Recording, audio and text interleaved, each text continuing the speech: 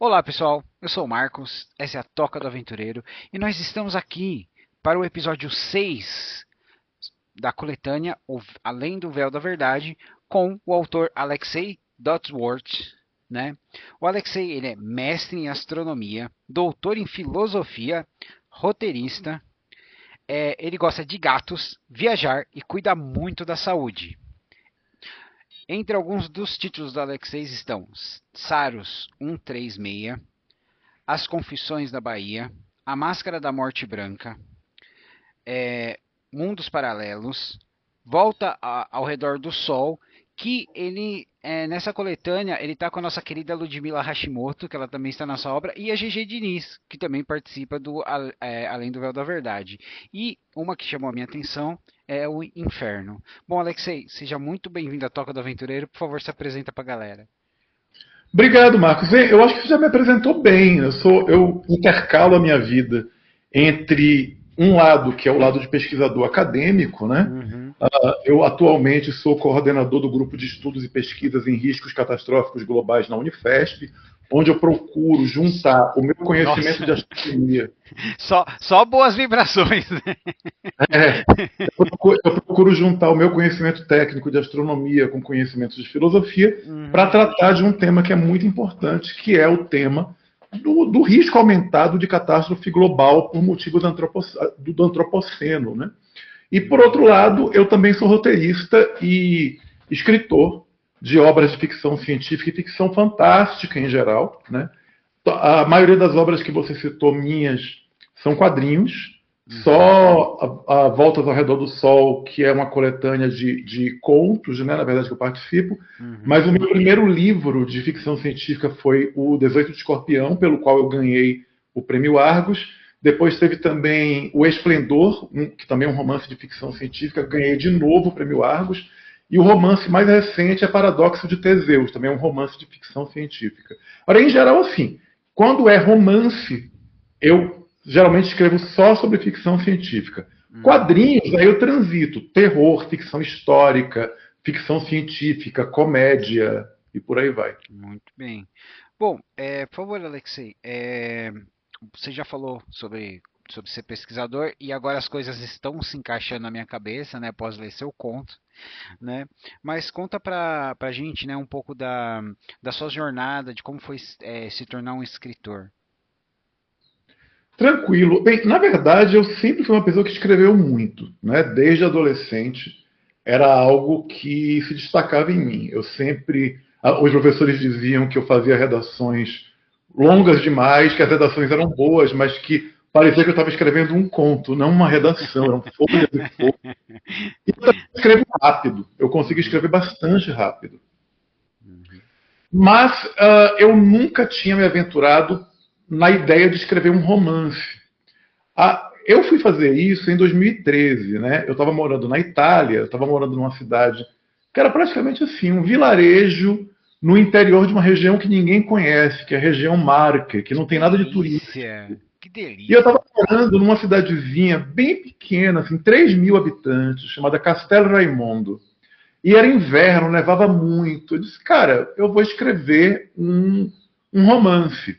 E aí, que foi o 18 de Escorpião, foi meu primeiro romance. Meu primeiro livro foi publicado em 2013. E a ideia desse livro, ele surgiu em 2012. Porque em 2012 eu participei de um reality show chamado Amazônia. E eu e mais 11 pessoas fomos jogados na floresta amazônica, ficamos acampados lá durante um mês, convivemos com os indígenas da etnia ticuna, e também era uma outra situação de isolamento, né? Não podia falar com ninguém, eu não podia trocar mensagem com ninguém da família, com nenhum amigo.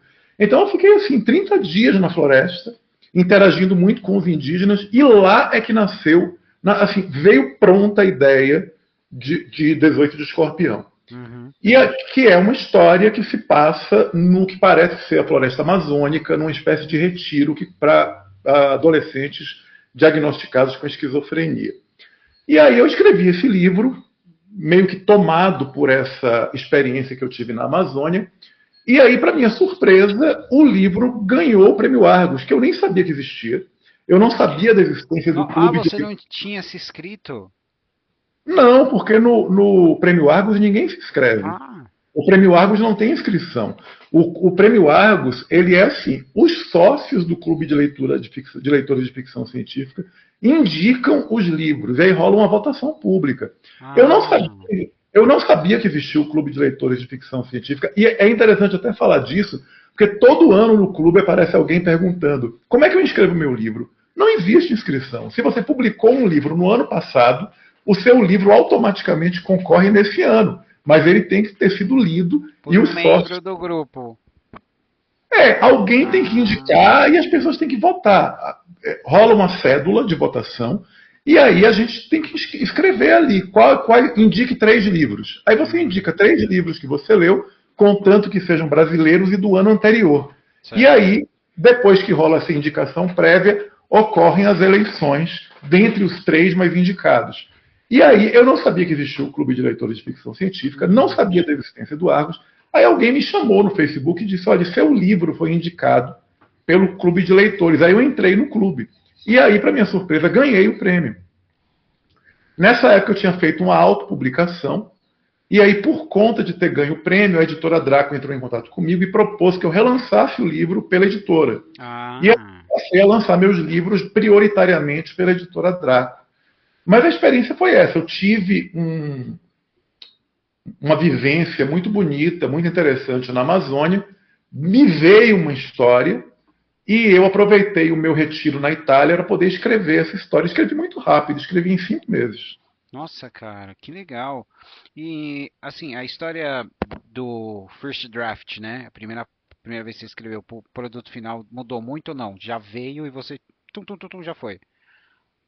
Cara, algumas não mudou muito não, porque na época, como foi autopublicação, eu não tinha editor, o que eu fiz? Eu contratei uma moça que terminou virando uma grande amiga, que é a Cristina Lazaides. Ela trabalha com editoração, ela é formada em editoração.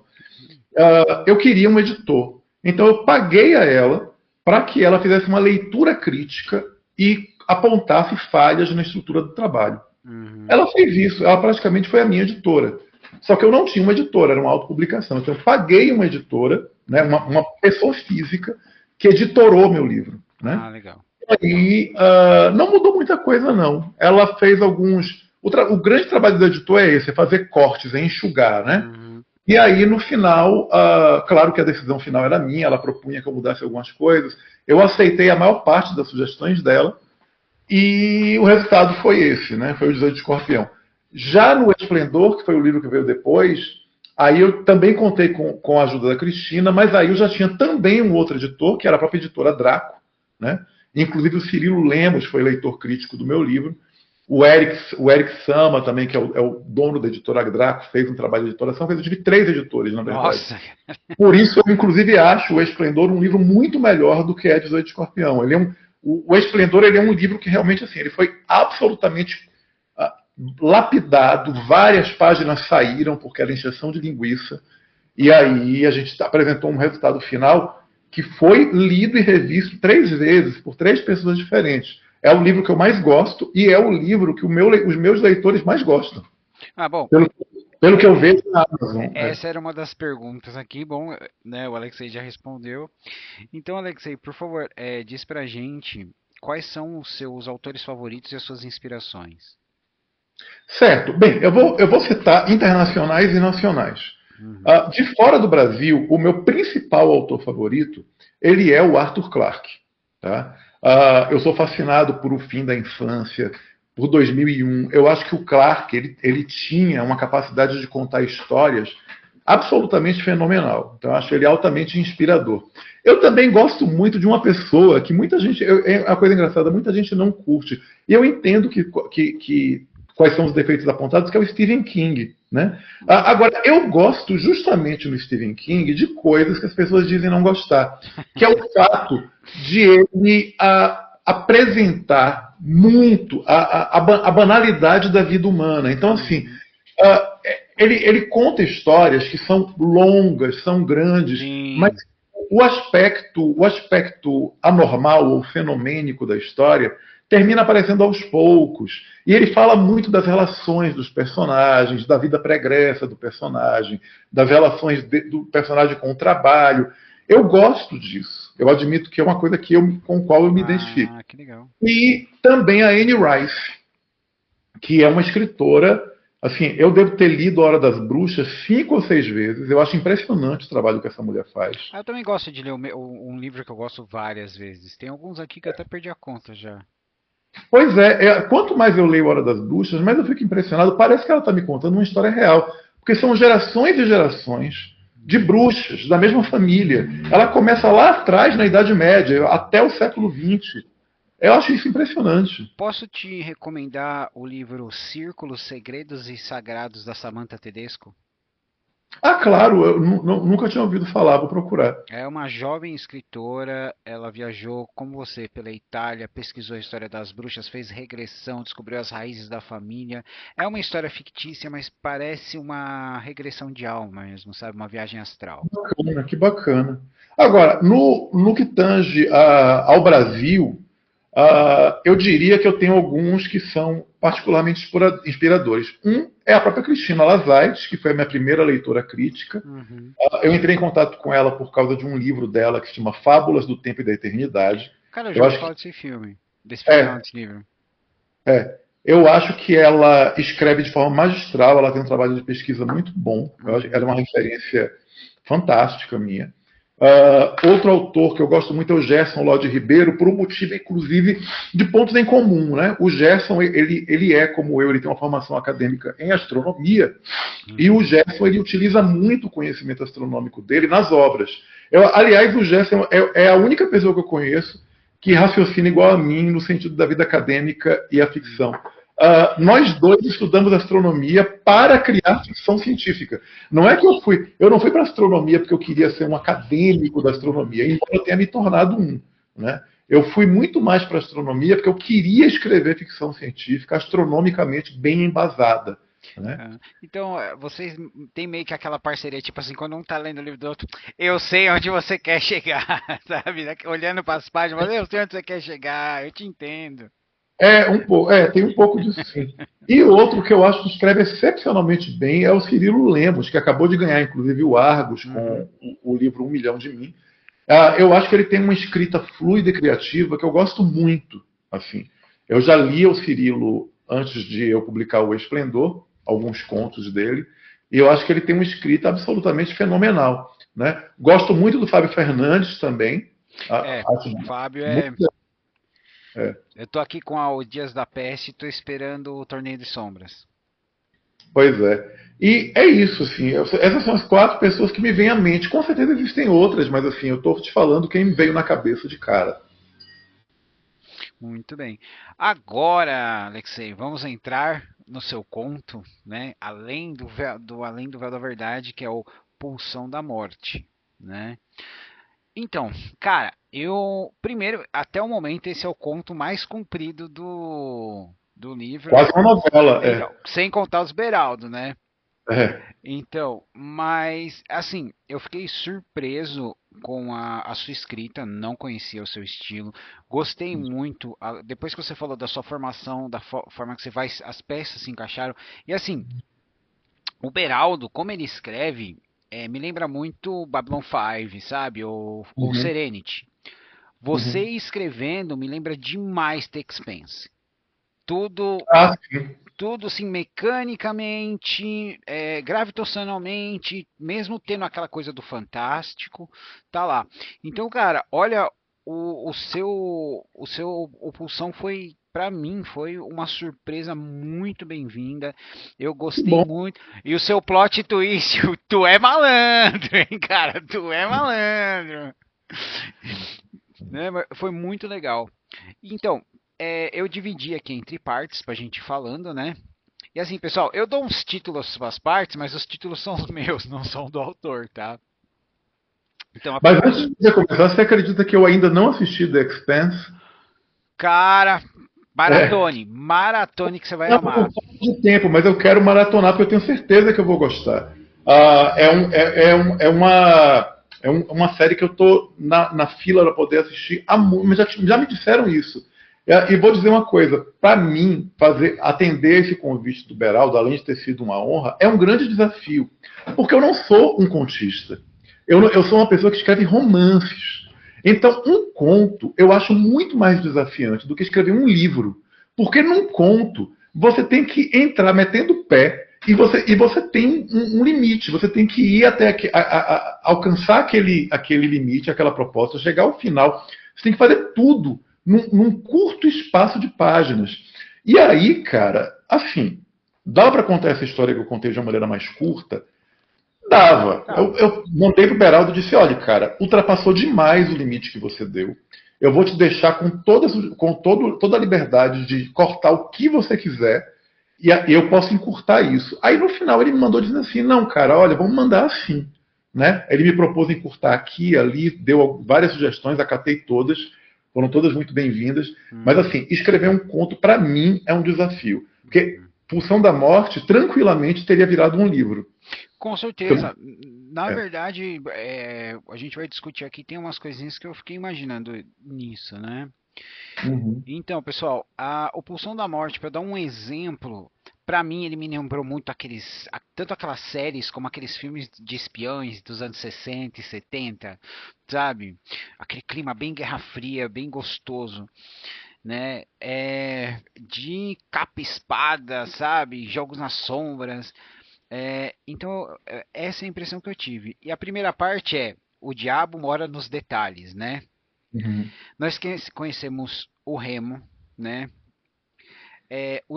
Os detalhes físicos e psicológicos dessa missão de infiltração dele, né? O estado mental e político da visão de Marte versus a Terra, né? Aí você faz assim, o seu texto ele explica, ele começa a estabelecer quem é o Remo, né? O que ele está fazendo, por que ele está fazendo, mas você não dá todos os detalhes, né? E eu gostei muito que você parou para você explicar sobre marcadores genéticos, estratégias governamentais para invasão de privacidade sem as pessoas perceberem, né? Uhum. E por isso que eu senti muito essa questão daquelas séries da Guerra Fria, né? E nós também temos uma das raças que eu gosto muito no mundo do Beraldo, não que eles sejam bonzinhos, né? Que é o Juan, que é o parceiro do Remo, que é um Uhum. niteriano, né, pessoal? Uhum. Eu sempre achei os niterianos muito interessantes. E o que você pode falar pra gente, assim, da escolha do Remo, da questão Marte-Terra e do Juan como um niteriano? O outro desafio interessante de fazer esse conto é que assim, ele é baseado no universo criado pelo João Beraldo. Então eu tive que fazer um trabalho de investigação, de pesquisa. O Beraldo me mandou muito material para poder estudar, e depois eu precisei até de umas correções dele. E mergulhar nisso é uma coisa interessante. Tem muita gente que não lida muito bem com essa história de escrever para o universo do outro. Eu Uhum. lido super bem, porque eu acho assim, é tanto um desafio, né, quanto na prática mesmo, ninguém cria nenhuma história do nada. Não existe criar a história do zero. Não existe o zero, não existe o vazio. Veja, meu primeiro livro, eu me baseio na minha convivência com os indígenas ticuna. Não é Certo. muito diferente de eu me basear numa vivência, num mundo que foi criado por um outro autor. Então, eu mergulhei naqueles personagens e assim, o Beraldo ele tinha certeza, ele me disse, eu tinha certeza que você escreveu fazer um conto sobre Marte. Uh, Primeiro porque uma das minhas especialidades em astronomia é o planeta Marte. Né? Uhum. Tanto que eu faço parte de um time que é composto por astrofísicos, químicos e engenheiros espaciais, chamado Brasil on Mars. A gente tem um site que é o Brasil com Z, onmars.com, em inglês, em que a gente propõe a criação de uma cidade marciana tecnicamente correta. Então a gente explica qual seria o melhor lugar, como seria essa cidade, de que maneira ela seria gerida. A gente fala também da elaboração política para a existência dessa cidade, dela Uhum. como independente da terra. Quer dizer, eu já tenho esse trabalho de pesquisa que, apesar de ser ficcional, ele é mais até acadêmico do que ficcional. Essa cidade não existe, mas ela existe como proposta e uma proposta escrita por astrofísicos, engenheiros e Ah, químicos. legal. Digamos assim, cientificamente muito bem embasada. Então, Marte tem minha simpatia. Uhum. Então eu pensei assim, como no universo do Beraldo? O universo do Beraldo tem duas coisas muito singulares. Uma, a humanidade meio que colonizou outros planetas do sistema solar e foi feito contato com raças alienígenas extremamente avançadas e inteligentes. Então o sistema solar virou uma coisa de louco. O sistema solar virou um lugar em que vários ambientes estão habitados e a gente tem espécies diferentes convergindo.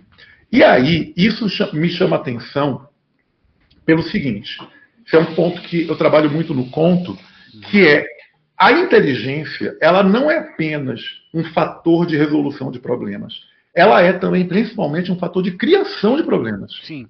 Né? Sim. Então, quanto mais a gente tem a nossa espécie muito inteligente, imagine se a gente encontrar outras espécies inteligentes, a possibilidade de desgraça é altíssima. Né? Que é um dos fatores que eu achei fantástico no seu conto, né? Isso. Quanto mais inteligência, pior. E aí, no caso da escolha de Marte, foi por esse motivo.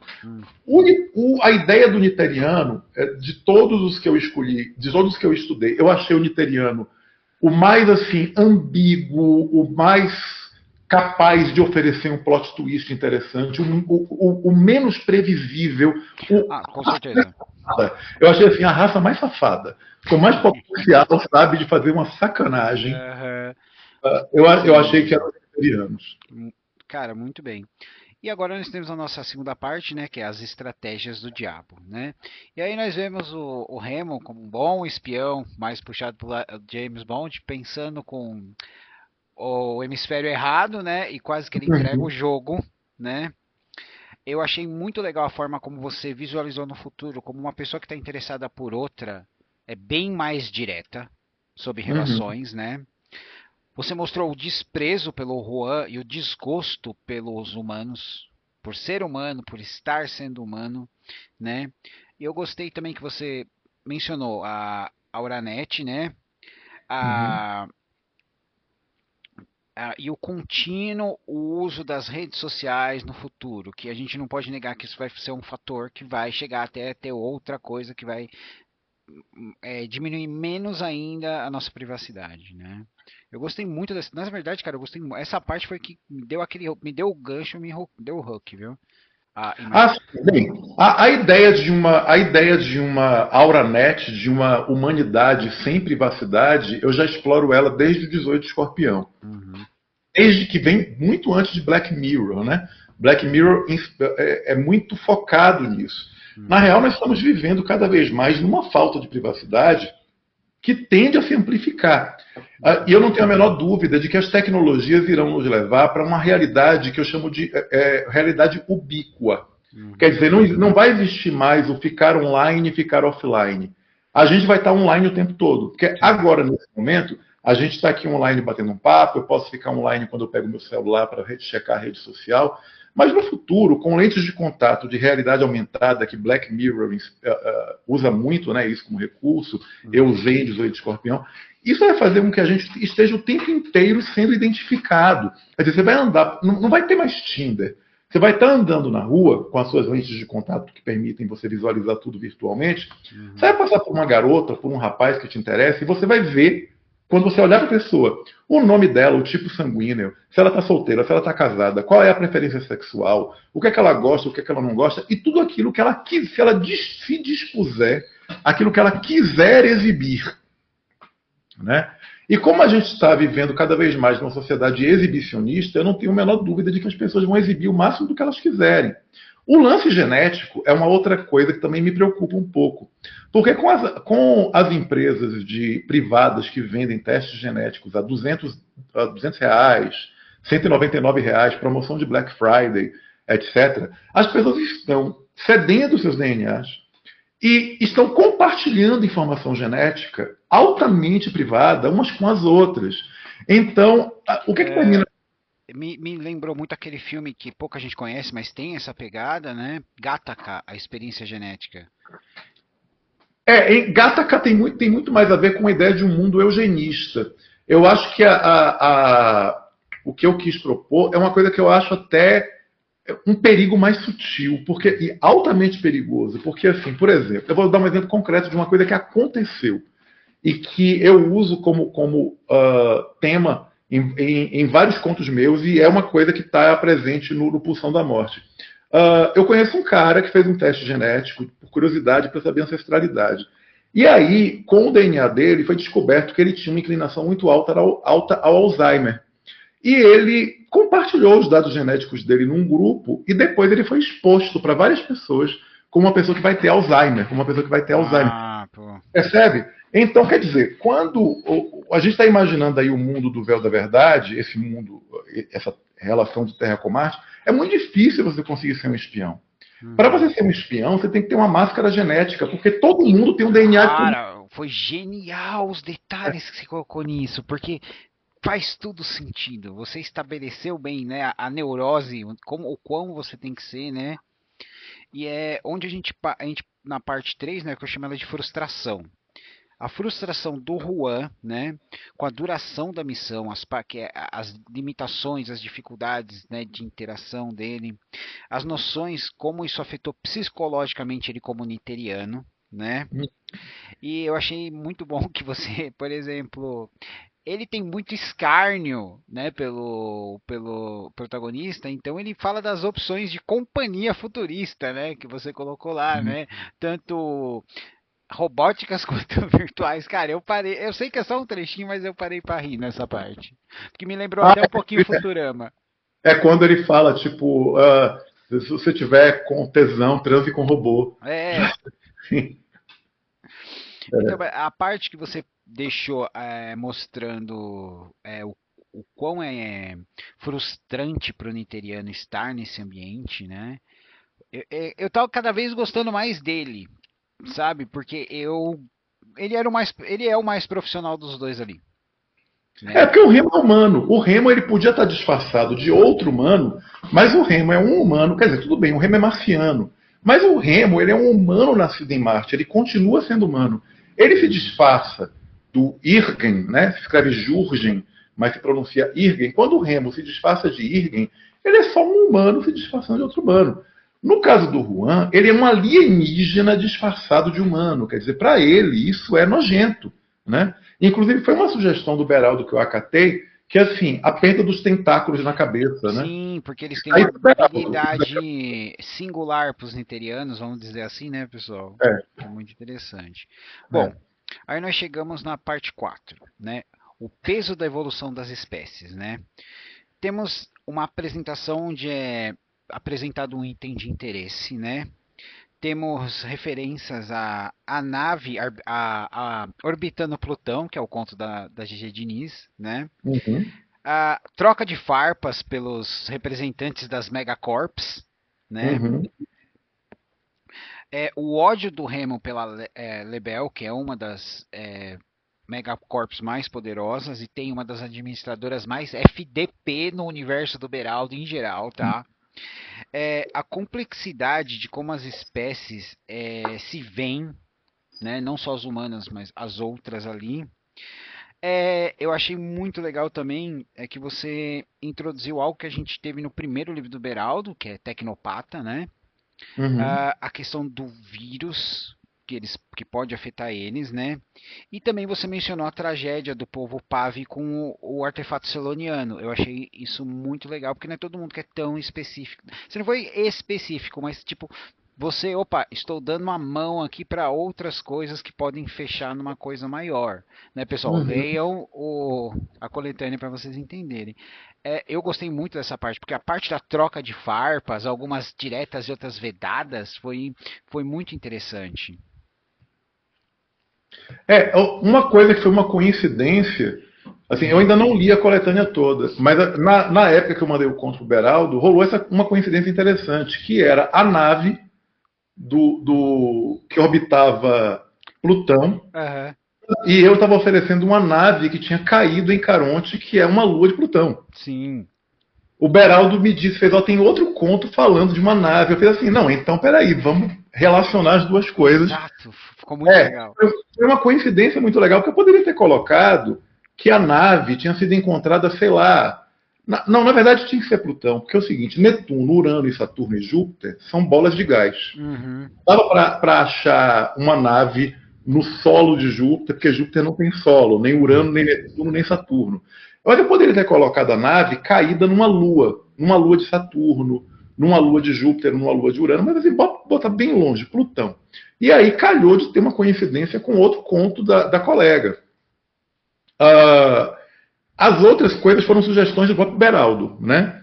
O próprio Beraldo, ele me sugeriu, falou sobre o desastre de quase terem criado um buraco negro, né? Porque a minha proposta original, inclusive, era transformar Marte num buraco negro, né? E aí o Beraldo me disse, não, olha, duas coisas. Uma, isso já aconteceu, né? Rolou essa quase catástrofe. E a outra, por favor, não destrua Marte.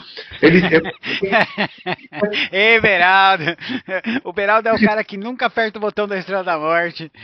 Não, mas então, fazia sentido, porque assim, se eu te causasse uma desgraça muito grande em Marte, isso iria ser incompatível com o resto da obra dele. Uhum. Então faz parte do universo dele. Se não fizesse parte do universo dele, eu teria destruído talvez o sistema solar inteiro.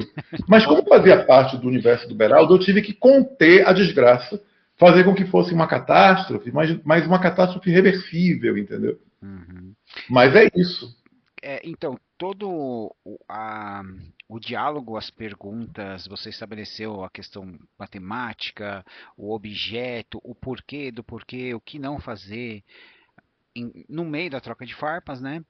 E aí, gente, nós passamos pro quinto estágio, né? Que eu chamo ele de cerveja e papo bizarro, né? Então, nós temos uma coisa que é o celoniano, uma das poucas coisas que ele aprecia na Terra é a cerveja, certo? Enquanto eles conversam, nós temos a matemática do Juan, né, explicando muito bem o que pode ser feito, o que não pode ser feito com um artefato como esse, né? E aí nós temos o roubo, certo? Cara, o seu roubo, sabe o que ele me lembrou? Aquela série ou aquele filme, né? O Santo, daquele ladrão que se infiltrava, se disfarçava, e quando o pessoal percebia, ele já tinha roubado as coisas. Não vi, mas interessante. Cara, me lembrou isso, certo? Foi o que eu posso falar no momento, gente, da parte 5 é isso. O que você pode falar pra gente, Alexei? Cara, assim, aí eu tenho que dizer que a minha grande inspiração para a Pulsão da Morte é um livro de ficção científica russo, chamado Piquenique na Estrada, dos irmãos Strugatsky. O que Piquenique na Estrada nos conta? É a história de duas raças alienígenas que quebram um pau em uma cidade na Rússia. Elas ignoram os humanos. Assim, para essas duas raças, nós somos insetos indignos de atenção.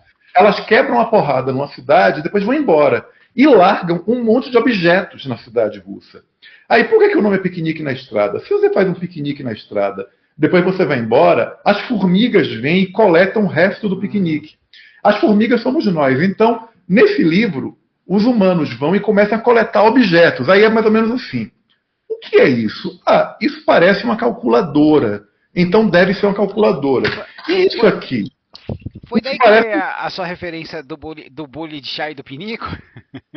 Exatamente. Eu ri demais, porque eu falei, nossa, faz sentido. Faz sentido, cara. E é também um exercício filosófico.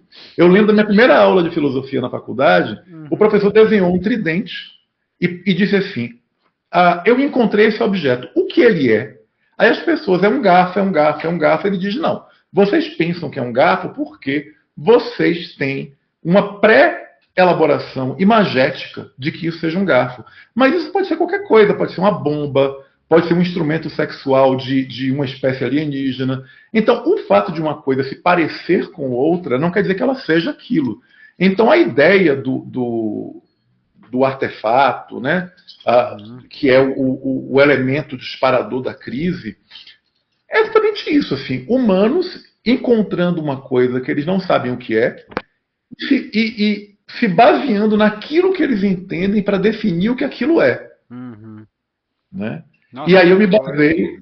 O Piquenique na Estrada, esse livro é interessantíssimo por causa disso. São vários objetos que parecem ser coisas que elas não são.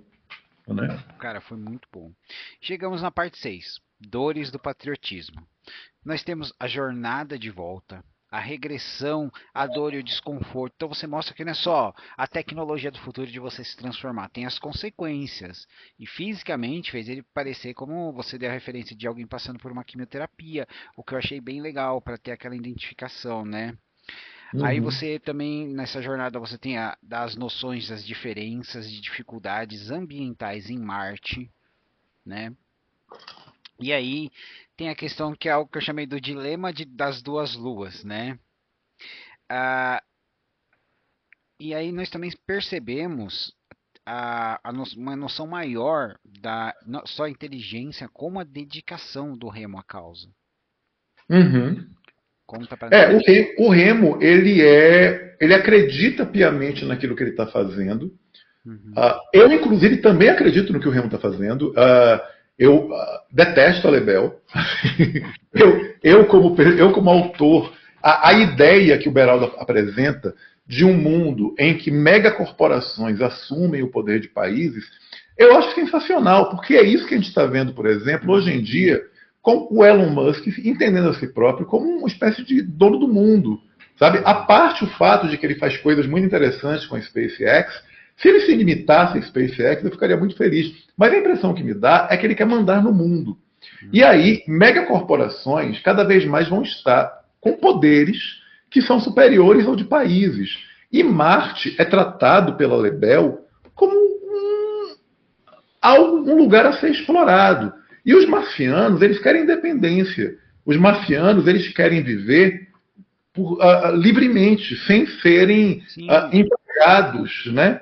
Nem Uhum, escravizados, nem empregados de corporação nenhuma. Eles querem um Marte livre, um Marte que não seja explorado. uhum. Então, o Remo acredita na causa. Ele acredita piamente nela e ele está disposto a fazer de tudo para garantir um Marte livre. Sim, e foi nessa parte que eu comecei a gostar mais do Remo. Porque eu Uhum. entendi e você explicou as dificuldades estruturais, físicas, né, de recursos, por que que não pode plantar, por causa da atmosfera, um monte de coisa, gente. Então é muito interessante, todo o conto é muito interessante, mas esse faz você entender realmente a causa, né?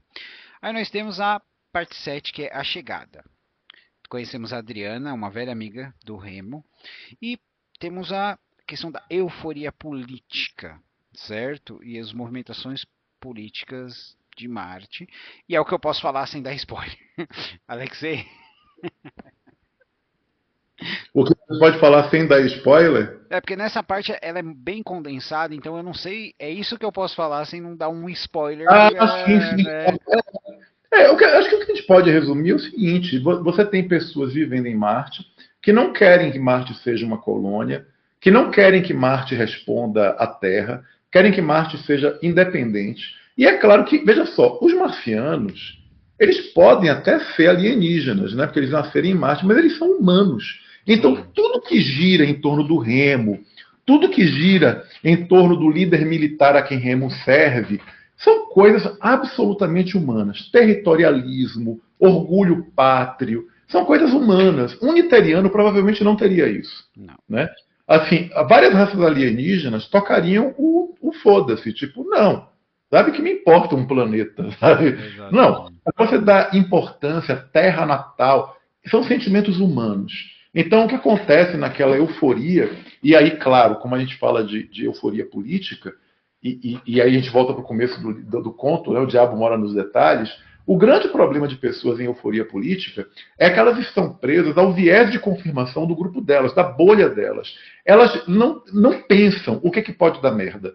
Elas Uhum. acham que o plano delas é perfeito. E todo mundo perto dela diz: Nossa, como você é inteligente, nossa, você está certo. Não tem que fazer isso mesmo. Tem que ser alguém de fora para olhar isso e dizer assim: Cara, tá na cara que isso vai dar merda. Uhum. Sabe? Então, e nessa parte que foi, eu falei, poxa, o Remo fez a parte dele, e é sempre nessa questão da euforia política, né, que a gente vê as rachaduras no plano, né, na Uhum, estrutura. Bom, aí nós vamos para a parte 8, né, que é a equação Drake, né, uhum. o fator L. Cara, você explicou uma coisa que existe, né, que eu vi que você tem uma paixão por isso, uma grande verdade. A parte dos últimos dias do criador do Fator L explicando para os jovens, tentando manter a inocência deles e ver no futuro e o que é inevitável, né? Causou uma grande reflexão profunda, espero que cause nos leitores, né? E é o que eu posso falar dessa parte, apesar de tudo que você ter colocado ali, são coisas reais, teorias reais, tirando a parte que você colocou do criador nos últimos dias numa conferência, tendo uma reflexão com os mais jovens, né? Eu Uhum. acho que, tipo assim, essa é a parte, é a pedra de roseta do seu conto é essa, cara. É onde está explicado o que é a pulsão da morte, né? Que Aham. é inclusive uma ideia freudiana. Porque Freud dizia, ele costumava dizer que nós somos, a humanidade é dividida em duas pulsões, uma pulsão Uhum. erótica e uma pulsão de morte. A gente tem um desejo erótico e a gente também tem um desejo de morrer. Então, uma coisa que me chama a atenção na nossa espécie é que a impressão que me dá, olhando para a espécie como um todo, é que nós estamos nos esmerando numa espécie de suicídio coletivo.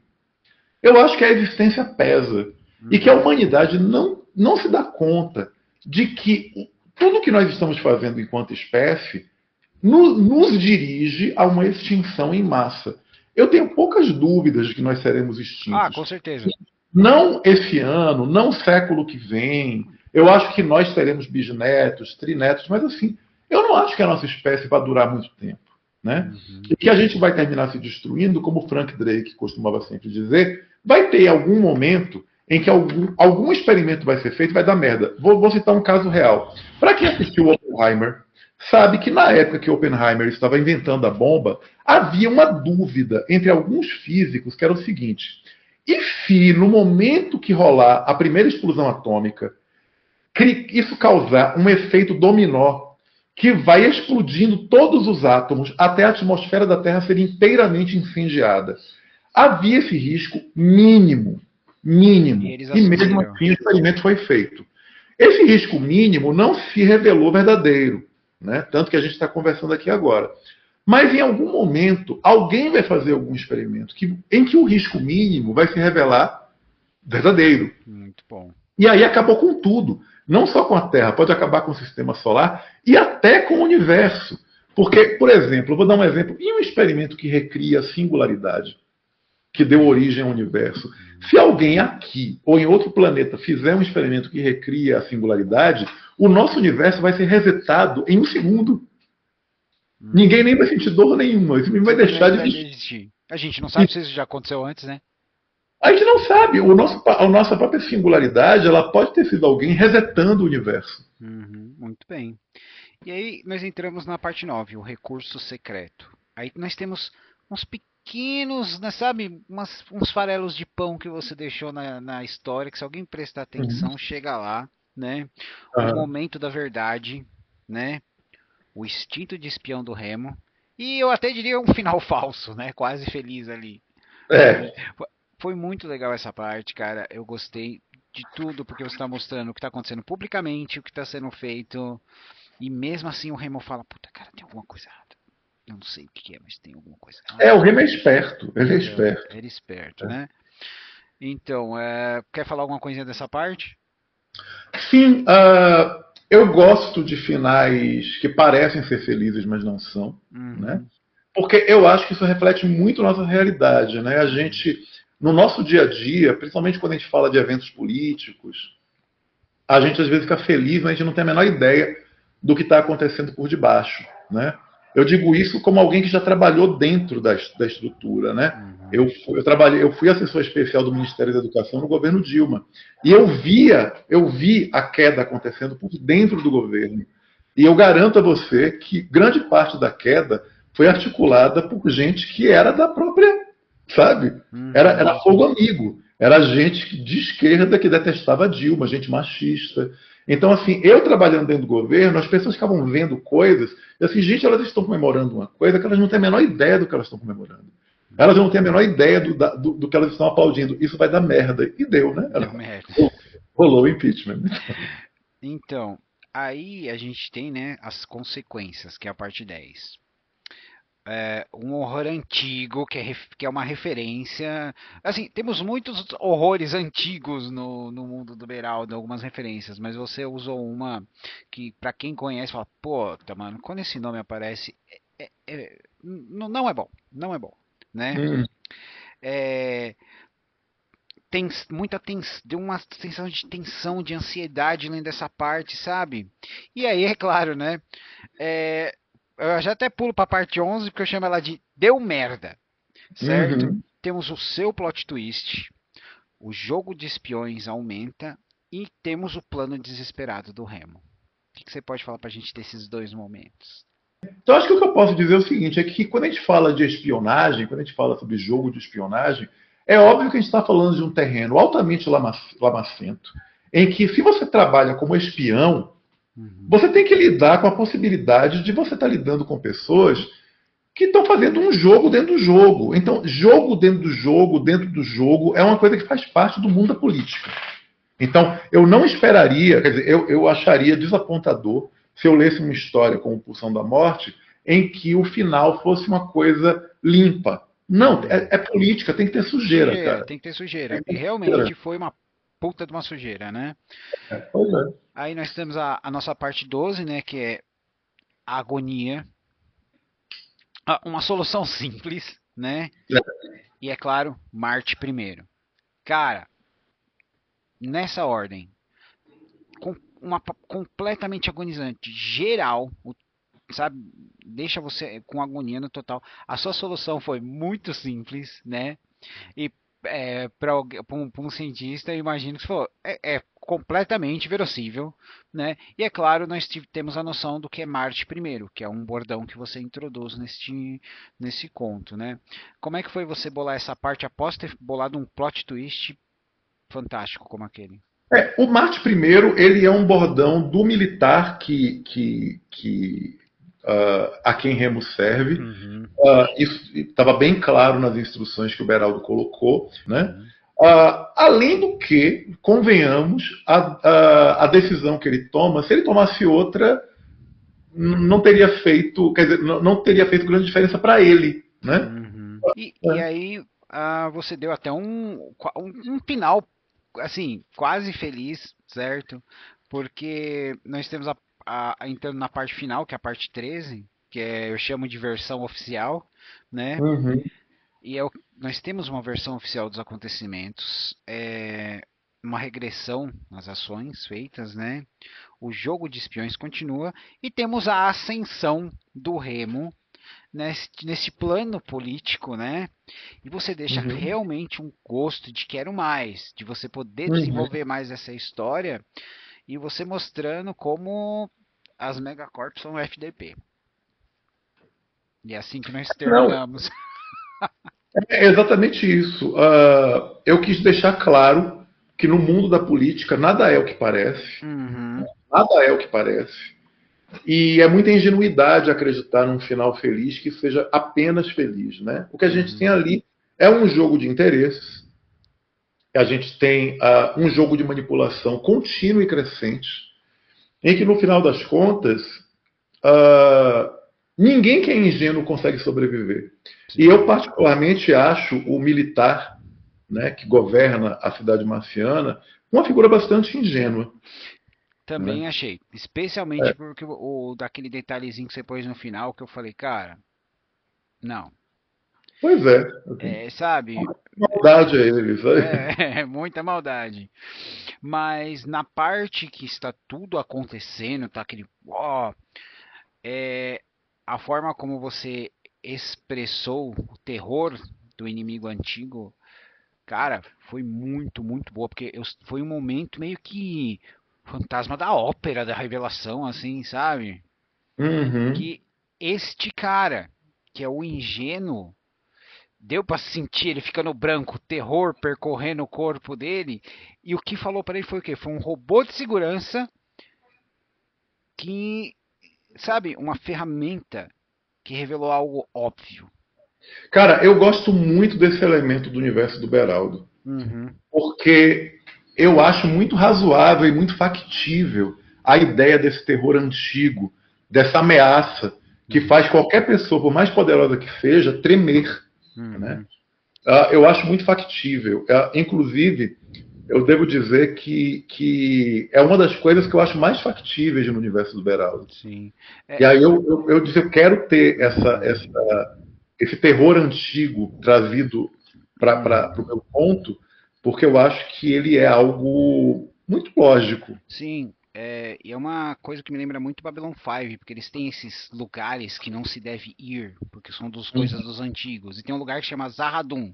Eles falam, se você vai a Zahadum, você morre. Todas uhum, as espécies, da mais fraca, mais militarmente poderosa, falam, se você for lá em Zahadum, você você morre. morre. Né? E essa é a sensação que eu tenho quando aparecem essas criaturas, essas menções antigas no mundo do Beraldo, que é tipo assim, se você mexer com isso, você vai morrer. E é uma preocupação que nós temos quando você faz a reunião. O pessoal expressando, falando, essa mentalidade humana, a questão dos PAV, dos Selonianos, o pessoal falando, não, mas a nossa tecnologia, nós temos. Todo mundo acha que tem uma solução. E no final nunca ninguém está preparado, porque é o elemento L que você menciona, né, cara? Exatamente, exatamente. Então, eu acho que é a melhor forma da gente encerrar falando do seu conto, para deixar o pessoal com um gostinho de quero mais ir ler, né? Além do véu da verdade. O que, que você acha, Alexei? Eu acho que sim, acho que vai ser muito legal obter também um feedback desses leitores. Uhum, Eu acho que eu ainda estou lendo a coletânea inteira e eu fico encantado com essa ideia de autores tão diversos, né? Vozes tão uhum. diversas, girando em torno de um mesmo universo. Eu acho isso fantástico. Eu gosto dessa fidelidade do João ao universo que ele mesmo criou. Né? Sim, cara, Eu convido eu as gosto pessoas a muito. lerem Pulsão da Morte e a antologia inteira. Muito bem, muito obrigado. E agora, né? Por favor, Alexei, fala pra gente o que, que o Alexei gosta de fazer para relaxar. Além de malhar na academia e viajar. Cara, a coisa que eu mais gosto de fazer, eu gosto muito de ficar sozinho, gosto muito. Eu sou uma pessoa sociável, mas mais do que sociável, eu sou uma pessoa que gosto muito da minha própria companhia. Então eu gosto de ficar sozinho, com 4 gatos, brincando com eles, assim, por exemplo, eu estou de férias agora. E aí as pessoas, você não vai sair, não vai farrear. Cara, eu gosto de ficar com meus gatos brincando. Eu adoro ficar na minha casa, minha casa é imensa, adoro ficar na minha casa com as plantas, com os gatos. E é isso. A Uhum, minha forma de relaxar, eu acho que é ficar com os meus bichos dentro de casa, muito bem. curtindo isso, apesar de eu me considerar uma pessoa com muita facilidade social. Ah, muito bem. E conta pra gente aí, tem algum spoiler ou novidade que você pode falar pra gente pro pessoal ficar de olho em 2025? Tem Paradoxo de Teseus, que é meu romance mais recente, que foi lançado pela editora Draco. Eu estou vertendo ele para o inglês. Ele vai ser lançado ano que vem em inglês. Uhum. Outro spoiler é que eu vou. Não sei se em 2024, ou não sei, desculpa, não sei se em 2025, não sei se em 2026 eu vou lançar um livro de ficção científica que é todo baseado na morte de um gato. Né? Uau! É. Ele Não é o é um gato de Schringer. Schrödinger. Schringer. Não é baseado no gato do Schrödinger. É baseado em uma outra coisa que a gente vai ver cada vez mais, que ainda não tem no Brasil, mas em algum momento vai ter. Né? Uhum. É clonagem de pet. Ah, Né? sim. Sim, sim, sim, sim. Eu posso adiantar dizendo que o meu livro é uma espécie de cemitério maldito, só que Cara, científico. é o que eu ia te perguntar agora, que isso me veio na cabeça. Será que ele vai fazer um cemitério maldito dos clones? É um cemitério maldito, porém de ficção cientificamente embasado. Ah, legal. Muito legal. É isso. E você tem algum filme ou série que você gostaria de recomendar pra galera? Alguma coisa que esteja passando agora. Cara, eu tô adorando a série que passa no Max de Duna, que é um, que é um Sim, prequel, né? sim. É o que vem antes de Duna, né? Do filme Duna. Aham. Eu tô adorando a série. Eu digo que é uma espécie de Game of Thrones, só que da ficção científica. É. E, cara, de. É porque, se você recomenda algum filme ou série, vem tanta coisa na minha cabeça, tanta coisa vem assim que Uhum. eu gosto. Cara, em termos de série, é porque eu sou muito mais de filme, Tudo né? bem. Você vai ter que editar bastante isso, que eu tenho que pensar aqui. Eu sou uma pessoa muito mais de filme do que de série, que eu acho que às vezes, uma coisa que me irrita com série é que para mim fica muito claro muitas vezes que é uma história que é um filme que foi transformado em série, colocando muita enrolação no processo até transformar aquilo numa série. Mas eu acho que eu recomendaria, do que está passando agora, eu recomendaria o prequel de Duna, tá? E, assim, eu adorei o Problema dos Três Corpos, porque eu adoro o livro, sou muito fã do livro, mas eu lamento que parece que como minissérie não funcionou tanto, não sei se vai ter continuação, né? É, hoje em dia a gente nunca sabe.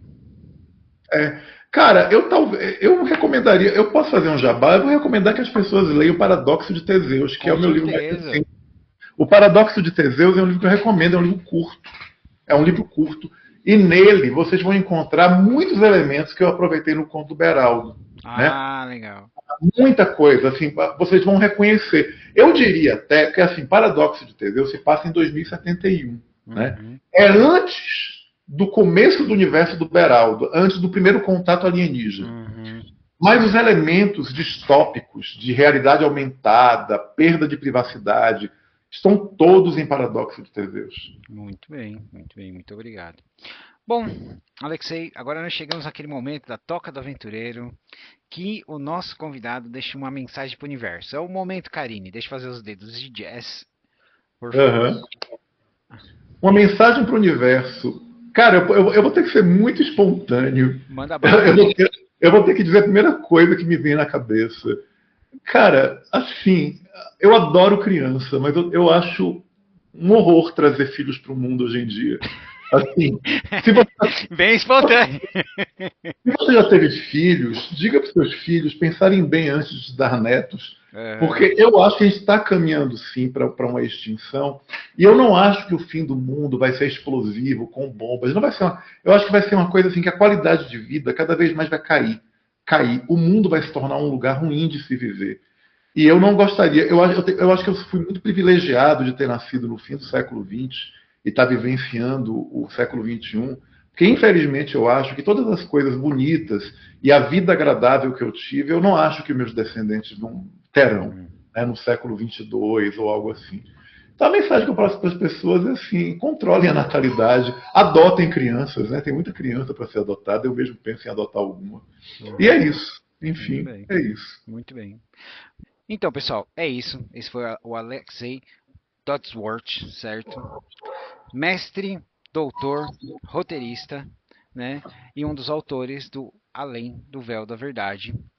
A descrição e os links para encontrar o Alexei vão estar na descrição do vídeo. É só vocês irem lá procurar e mandar um direct para ele, bater um papo, que eu acho que vocês vão gostar muito. Alexei, muito obrigado por participar da Toca do Aventureiro, viu? Obrigado a você, querido. Obrigado pelo convite e espero que a gente possa conversar novamente no futuro. Com certeza. Bom, pessoal, é isso. Eu sou o Marcos, esse é o Alexei. Esse foi o meu episódio da Toca do Aventureiro. Até a próxima. Valeu.